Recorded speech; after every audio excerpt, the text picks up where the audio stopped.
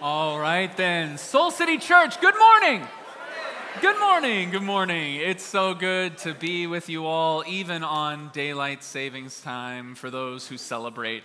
I thought that was a very funny joke by Fabi. I laughed very hard when she said to those who celebrate, because there's nothing to celebrate about losing an hour of sleep.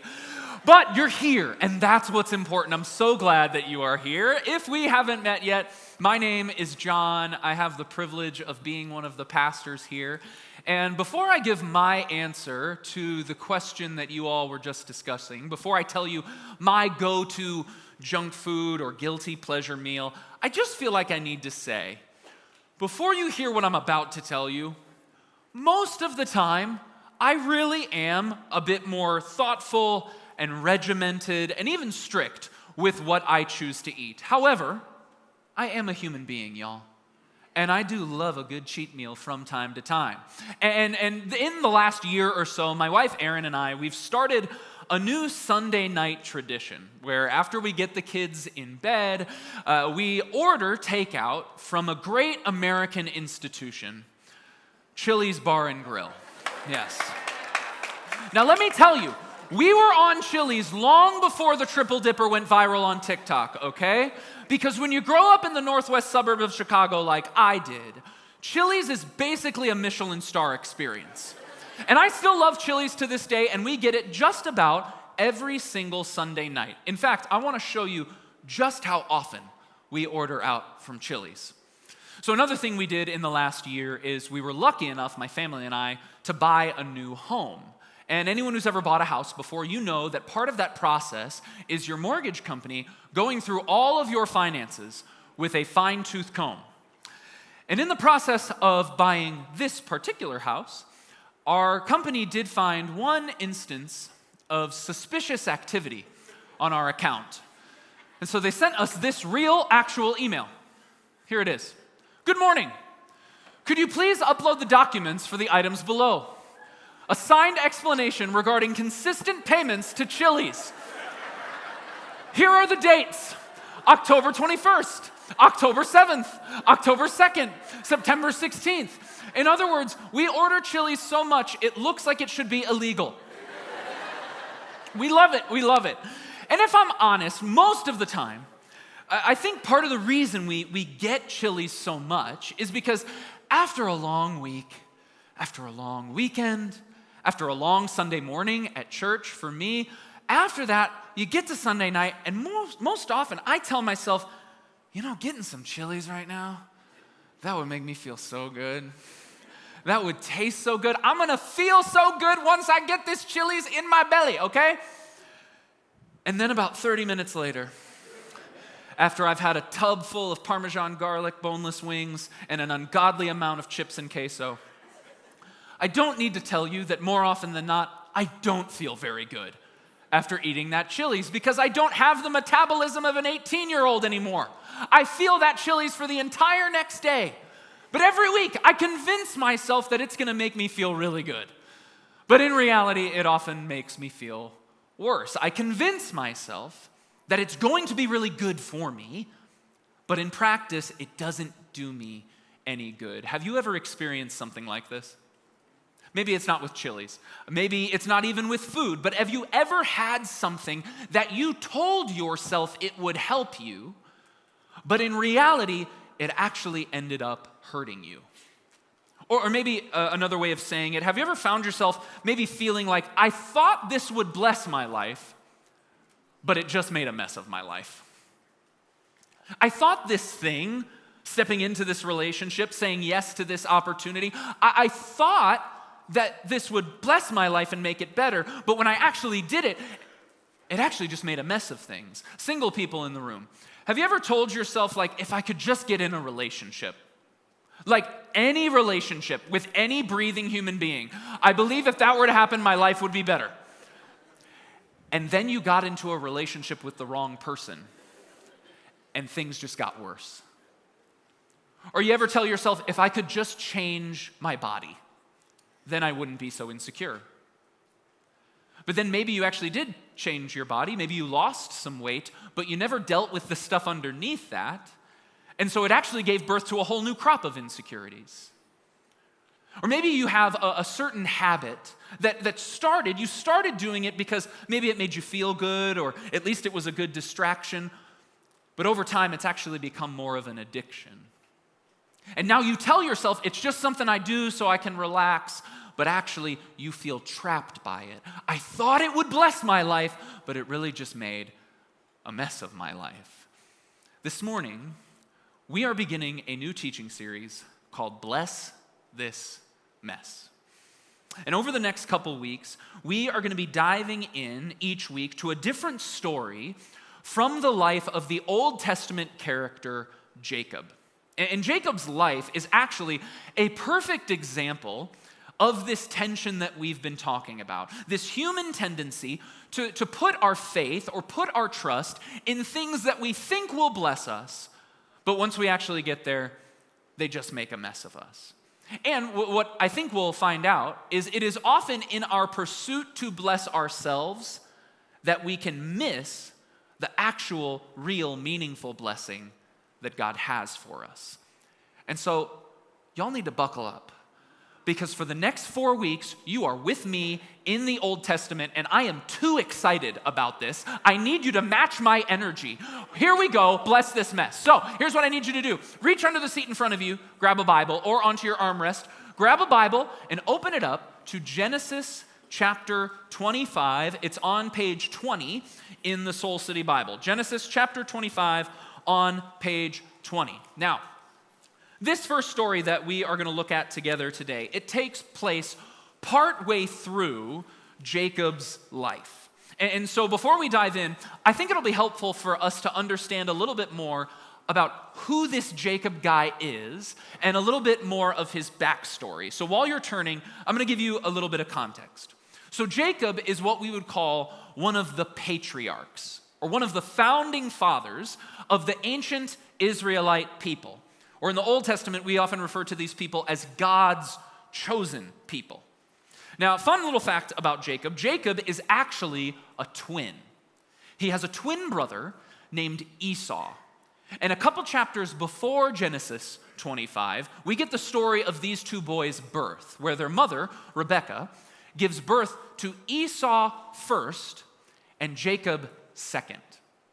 And that birth order is extremely important for us to note, because it will become a main theme throughout this whole story and this whole series as well. You see, in ancient Near Eastern culture, like the culture that Jacob and his family live, in that culture they practiced something called the law of primogeniture. Say primogeniture. It's a big word for daylight savings day. But the law of primogeniture essentially was this rule that provided supremacy to the firstborn son in a family. There are cultures still today who operate under this law of primogeniture, and it gave the firstborn essentially two things: a birthright and a blessing. Now, a birthright was very practical. To get a birthright meant that firstborn son was the inheritor of his father's estate. It gave him head of household status. That was the birthright. Whereas the blessing was far more spiritual. This was a way of bestowing divine favor. But both of those things, the birthright and the blessing, were only given to the firstborn son, who in this instance is Esau, by just a few minutes. Which means that our guy Jacob, for his whole life, is left on the outside looking in, just barely. And so we will see that a major theme in Jacob's story is this pursuit of and desire for blessing. This desire to be chosen, to be shown favor, this hustle to get himself to the good life, and the unique and misguided ways that he tries to get there. Again, this is a major theme, not only in Jacob's life, but actually in every single character that Jacob interacts with.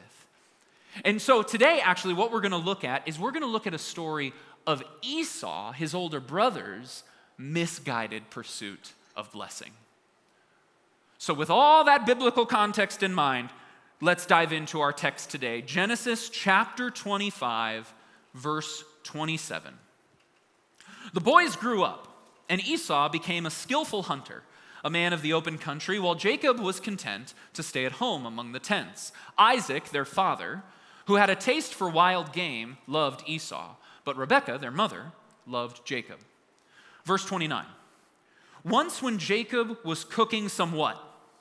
Some stew, Esau came in from the open country famished.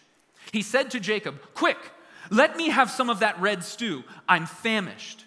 This is why he is also called Edom. Edom means red. Jacob replied, "First, sell me your what? First, sell me your birthright." "Look, I am about to die," Esau said. "What good is the birthright to me?" But Jacob said, "Swear to me first." So he swore an oath to him, selling his birthright to Jacob. Then Jacob gave Esau some bread and some lentil stew. He ate and drank and then got up and left. So Esau despised his birthright. Okay, so remember this birthright in ancient Eastern culture. This would have been given to the older son, Esau.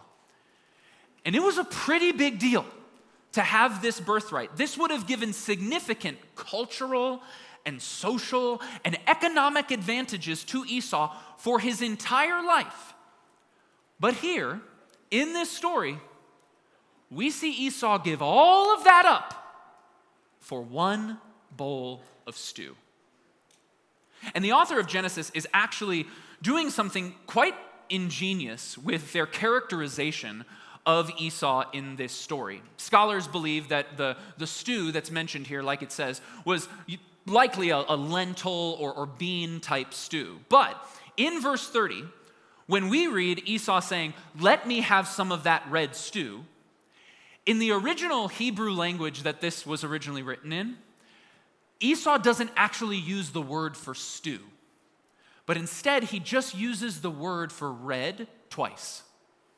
So this could actually be more accurately translated as Esau saying, "Let me have some of that red stuff." As if he is so hungry that he can't even think of the word for the thing that he wants. In other words, Esau is kind of acting like my 18-month-old son, who when he is hungry cannot be denied, but also cannot communicate what he wants, so instead he just points and goes, "Da, da, da." This is Esau's energy here. I think ultimately what the author's doing here is showing us through language and dialogue just how driven Esau is by his hunger, by his carnal desires. He's so locked into his hunger that feels so immediate to him that he actually is willing to give up his birthright, which is truly important. And that is what this story is really about. Ultimately, this is a story about the human tendency to forsake God's promised thing for the sake of our present thing. It's about this tendency that you have, that I have, to forsake or forego or even forget about the thing that God has promised just so we can grab onto whatever is right in front of us. And if you think about it, we actually do this all the time. God has spoken a promise over your life that God will provide for your needs. All throughout the scriptures, God says, "I will provide for your needs." But more often than not, what do? Instead of believing that God actually will provide for our needs, we spend our time and we spend our energy pursuing what we want in a moment. God has also spoken a promise of love over your life, that you actually are deserving of love and care. You're deserving of a person who will treat you like the child of God that you are. But instead of holding out for that kind of love that God wants us to have, we settle for someone who doesn't love us in that way. But at least their half-love makes us feel less lonely in the moment. How often have you found yourself looking at someone or something, believing that that thing or that person, it can satiate your craving, only to discover that they or that can never truly satisfy the deeper hunger underneath? Some of you are thinking of a situation or a circumstance or a relationship in your life right now where you are feeling this tension, where you find yourself tempted to reach for something, believing that that immediate satisfaction is going to bless you. You find yourself tempted to settle for a short-term solution or fulfillment rather than trusting in God's long-term faithfulness. And if that's where you find yourself today, can I just share something with you? Can I just lovingly speak something into that situation? When it comes to that illusion of a quick fix in your life, can I just say this? It's not a blessing. It's just beans. That thing that you think is going to fix the problem, the quick fix, the thing that's going to make you feel better, more often than not, that thing is not really a blessing. It's just a bowl of beans. I'll give you an example. When you find yourself feeling isolated or disconnected or lonely, and so you reach for your phone and you post something or you start scrolling. And we don't actively tell ourselves this, but really deep down what we're doing when we're posting that thing is we're telling ourselves, if I just get a few likes, if I just get a few comments, if I can just get some attention, then I'll feel better. And maybe you do get the likes. Maybe the comments roll in, and it does feel kind of good in the moment, but then you put your phone down and what happens? You feel just as lonely and isolated and disconnected after you put it down as you did before you pick it up. And that's because the likes were never a blessing. They were just a bowl of beans. Or how about those times where you have that person in your office or that person online or even that person in your family who their opinions are just so close-minded, and the way they talk, you actually find it hurtful, and you tell yourself it would feel so good to just go off on them. It would feel so good to just scream at them and put them in their place and tell them what a bigot they are and what an idiot they sound like. And when you do that, it might give you a momentary feeling of superiority over that person. And then you'll discover it didn't solve the problem. Because your tantrum and that moment of satisfaction you got after it, it wasn't really a blessing. It was just a bowl of beans. Or when you find yourself feeling the very real and human need for intimacy. This is true of everyone in this room. God has given us that desire. But instead of pursuing or building a long-term, committed, loving relationship to experience intimacy within, you just go looking for a hookup. Or you just start swiping. Or you look for some other kind of transactional form of intimacy, and what you discover every single time is while that maybe can give you a little bit of what your body wants, it will never give you what your soul ultimately needs, because it was not a blessing, it was just a bowl of beans. I'll tell you, for me right now, in the last 3 weeks, my family has experienced 2 significant losses. And so I find myself right now unexpectedly thrown into a season of very intense grief. And this is not my first go-round with grief at all. And you know, I also am so lucky that I attend a church that does not shy away from talking about grief. Because here we believe that emotional and spiritual and mental and physical health, they're actually all connected and they actually all matter to God. While all of those things are true, I would be lying to you if I didn't confess to you that over the last 3 weeks, there have been times where I have found myself reaching for what feels like a quick fix for my grief. Things that I believe not only will make me feel better in the moment, but maybe they'll just help me forget about it altogether. I can't tell you how many nights I've had where I reach for some overeating. If my chili story didn't tell you before, that's a bit of a temptation of mine from time to time. I'll just eat a little bit more than I should because at least it's something I can control. I'll turn to other unhealthy behaviors. One of them is how I feel this desire to isolate myself from others in my grief. because I have this resistance to feeling like I'm being cared for some reason. I don't want to accept your care of me in that moment. And I think, just keeping myself away from people, that'll make me feel better, that'll help me forget about the whole thing.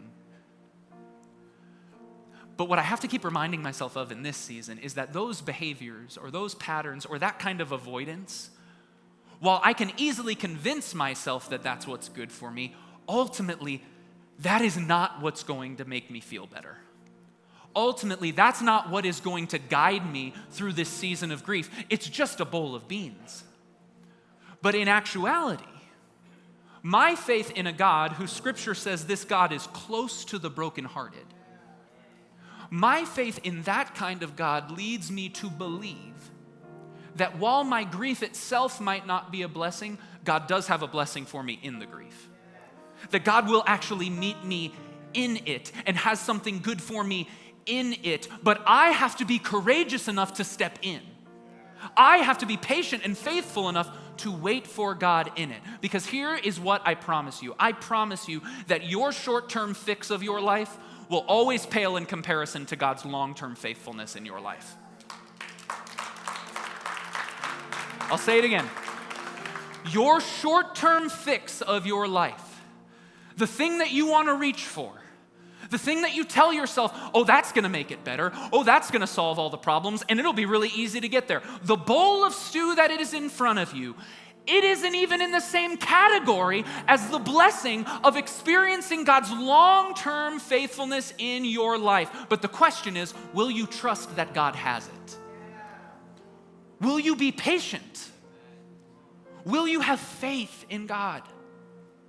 Are you willing to wait for the one who at the end of the day is able to do exceedingly and abundantly more than not only all you could do for yourself, but all that you could even ask or imagine? Are you willing to believe that God actually has better for you than a little bowl of beans? That God actually wants more for you than that. And so here's our work this week. Here's your homework going home from church today. Wait on God. When you find yourself in that conversation or in that situation or late at night and your phone's sitting next to you, just remember, it's not a blessing. It's just a bowl of beans. And that God actually wants more for you than that. Not only does God want more for you than that, God actually has more for you than that. And so I want to invite you, if you're in this room and you're willing and able, would you stand to your feet? Because I want to create an opportunity for all of us right now to name before God, God, this is what I'm waiting on you for. This is the blessing that I'm praying for, that I'm hoping for, and that I'm willing to wait for. So if you would you just take your hands, place them out in front of you, palms facing up. This is a physical posture that says to God, God, you're in control. God, I'm waiting here, hands open, ready for your blessing. I'm done reaching. Because to reach, I got to turn my palms over and get to work. But instead, I'm going to turn them up to you. And I'm going to trust you. I'm going to have faith that you're going to move. And so, if it's helpful, you can close your eyes right now in this moment. And again, I just want to ask you the question. Where in your life are you now realizing that you've been selling yourself short? Where have you been settling for that bowl of beans instead of holding out for God's blessing? Where do you maybe need to believe and trust that God actually has more for you? That God wants better for you than that temporary fix? Where do you need to trust that God is telling a long story of faithfulness in your life, and that long story of faithfulness is leading you to something better than you could even imagine? With that in your mind right now, with that relationship or that area of your life in your mind right now, I just want you to pray a simple prayer to God. You can do it out loud. You can do it in your own heart. You can just simply say, God, I will wait. God, I will wait. God, I will wait for you to move. God, I will wait for your blessing. God, I will wait for your way. God, I will wait for your choice. God, I will wait for your direction. God, I will wait for you because what you have for me is far better than what I can get for myself. So I stand here, God, and I say, I'm not moving until you call me to move. Here I will wait. Here I will trust. Here I will have faith. Let's pray that together and let's sing that together right now. He will renew.